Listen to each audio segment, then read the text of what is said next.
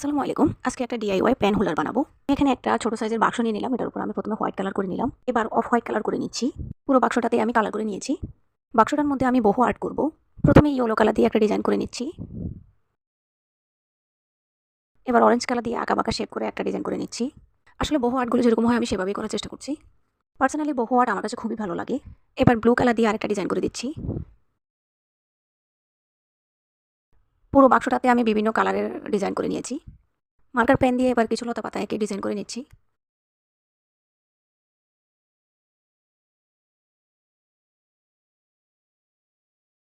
এই যে পুরো বাক্সটাতে আমি বহু ডিজাইন করে নিয়েছি। এই বাক্সটাকে চাইলে বিভিন্ন কাজে ব্যবহার করা যাবে। এটাকে কলমদানি, ফুলদানি বিভিন্ন কাজে ব্যবহার করা যাবে। আমি এটাকে কলমদানি হিসেবেই ব্যবহার করব। আমি আমার কলমগুলো হোল্ডারটার মধ্যে রেখে দিয়েছি। একইভাবে এটাতে লিপস্টিক, বিউটি ব্রাশ বিভিন্ন জিনিসে রাখা যাবে। চাইলে ফ্লাওয়ার ভাস হিসাবেও ব্যবহার করা যাবে। আজকের ভিডিও এ পর্যন্ত। সবাই ভালো থাকবেন। আল্লাহ হাফেজ।